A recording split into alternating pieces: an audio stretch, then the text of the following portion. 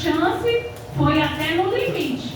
Quando chegou o dia do fim, já não tinha mais chance, eles estavam desapercebidos, porque eles não acreditaram, acharam que Noé estava louco, e o que aconteceu? Foram todos destruídos, foram mortos, porque eles não ouviram.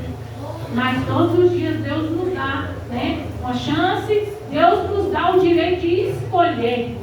E às vezes a nossa escolha faz toda a diferença. Tem hora que tem pessoas que pagam muito preço na geração. E talvez o preço vem lá atrás de erros que foram cometidos. Por que aconteceu isso com esse povo aqui? O povo de Moabe. Porque aconteceu com incesto. O que é incesto? Incesto, nesse caso aqui, foi uma relação, né, que teve entre um pai e suas filhas. É algo que para Deus é pecado, é algo que para Deus não é permitido. Então a geração que viria dali não teria como ser abençoada, porque foi uma geração gerada sobre pecado, sobre desobediência. Então aquilo que é gerado em cima de desobediência não dá certo. Né? Vou citar aqui, não sei se é o direito, mas muitas das vezes mulheres. Vou citar aqui o que acontece, irmãos. Eu sei que aqui não, mas é situações que acontecem, eu já vi. E eu já vi também pessoas pagar o preço por causa disso. Mulheres solteiras que se envolvem com homens casados. E os homens largam suas famílias e se casam com elas.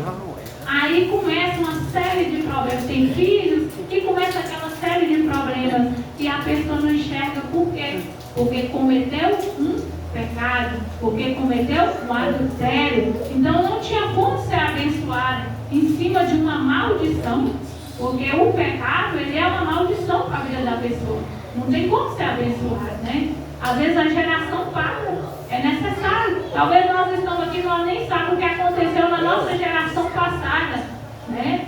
Mas às vezes um erro lá atrás compromete uma geração. E é necessário chegar lá na frente. Deus levanta um, Deus fala com ele, Deus chama assim como Deus chamou Abraão. Abraão, quando estava naquela terra ali, o pai de Abraão tinha se corrompido. O pai de Abraão, ele encheu os olhos, ele estava com o coração baseado ali na riqueza, e ele acabou se contaminando com aqueles ídolos ali, porque ele queria riqueza. Mas Abraão, Deus separou, Deus conseguiu chegar até Abraão. Então, se na nossa casa nem todo mundo serve a Deus, mas se Deus nos chamou, vamos fazer a diferença. Ainda que nem todos servem.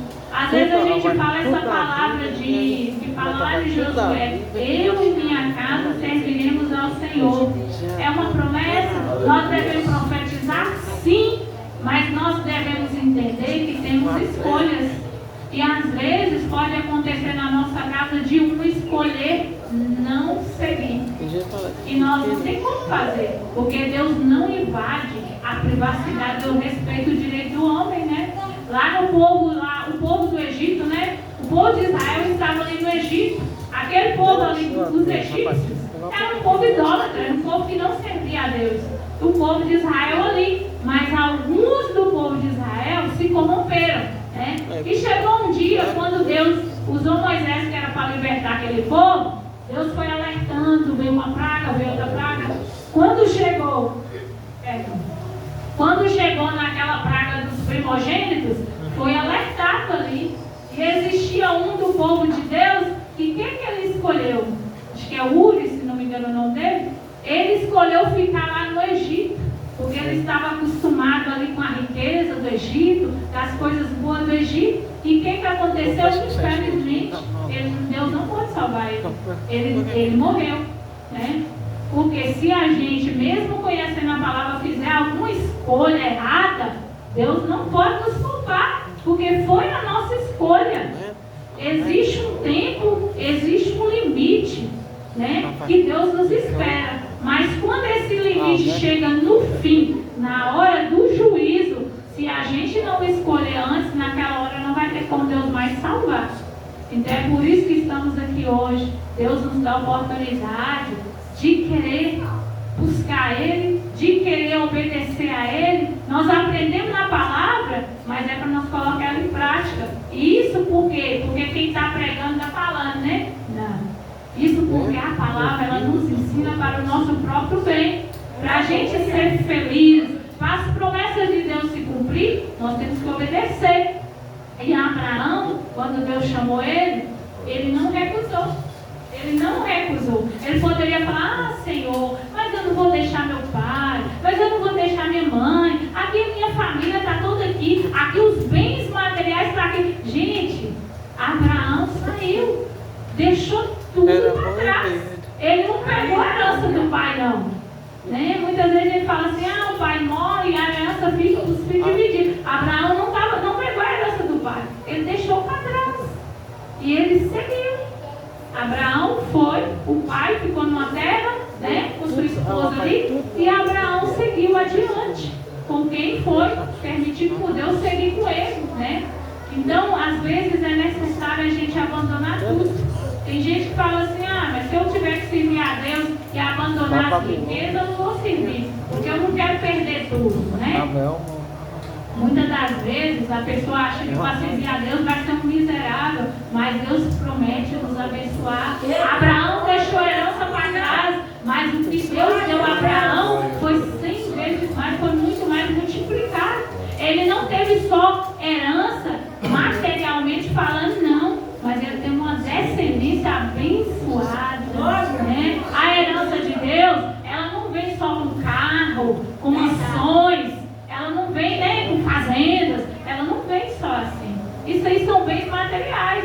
E se acontecer alguma coisa, pode ser destruído ali. A gente não carrega, gente, não tem como, né? A herança de Deus para Abraão foi uma família abençoada, foi ter filhos, né? Deus abençoou ele com Isaac. Felizmente ele teve o primeiro filho por uma, como é que a gente fala, uma falta de vigilância da sua esposa, por não crer na promessa do Senhor que seria cumprida. Ele teve um filho que não era o filho da promessa, mas quando aconteceu desse filho da promessa, ali Deus fez aquilo que ele prometeu, começou a multiplicar.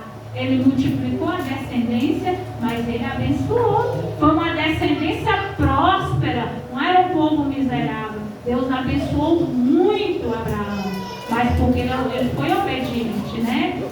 E aí, infelizmente, a descendência do seu sobrinho Ló não teve essa mesma sorte pela escolha que foi feita.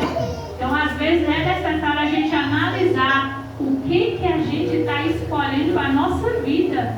Porque essas escolhas vão definir o nosso futuro. Será um futuro abençoado? Eu tenho que entender se a minha escolha de vida ela está ali baseada na vontade do Senhor. Se eu consulto o Senhor primeiro para falar, Senhor,